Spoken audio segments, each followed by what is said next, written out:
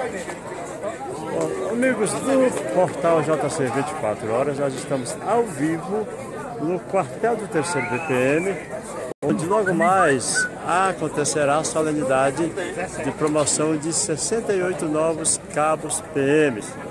Esses homens participaram de um curso com duração de 3 meses e hoje é a conclusão em uma solenidade que conta com a presença de várias autoridades, familiares. E neste momento, 8 horas e 18 minutos, a tropa já está aqui, os formandos já estão aqui na expectativa de iniciar a solenidade. Aqui já são cabos, já são graduados, ali são os formandos, Estão aqui os novos.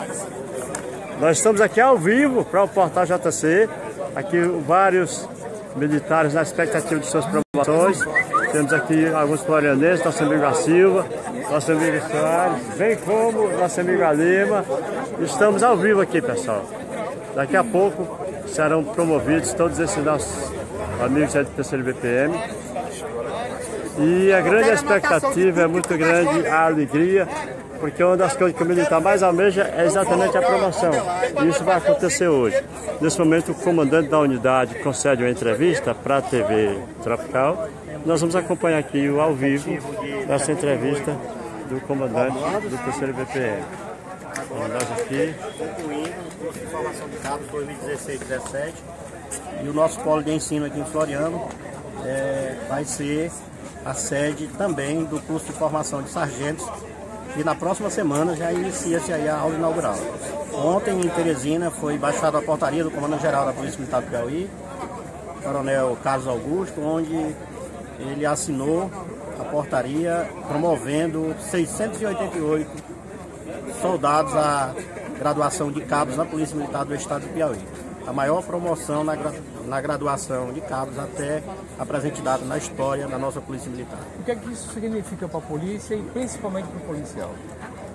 Para nós significa o reconhecimento dos trabalhos prestados por esses valorosos policiais militares que há mais de 10, 20 anos estão aí prestando serviço à nossa sociedade, serviços relevantes que vêm contribuir para a melhor qualidade de vida, porque quando se fala na melhor qualidade na segurança pública, também se resulta na melhor qualidade de vida. Então, é uma forma de reconhecer o trabalho desses valorosos policiais, tanto do sexo masculino como feminino, como também uma forma de motivação para o trabalho, que eles possam, com esses novos conhecimentos adquiridos durante o curso de formação de cabos, utilizá-los aí na prática do dia a dia, em benefício da própria comunidade. Bem servir a comunidade para que nós possamos ter essa missão de preservação da ordem pública e do patrimônio de forma mais tranquila e de forma mais pacificada. Os policiais que estão hoje participando dessa solenidade são de quais cidades? Nós temos vários municípios da região do 3º Batalhão, nós aqui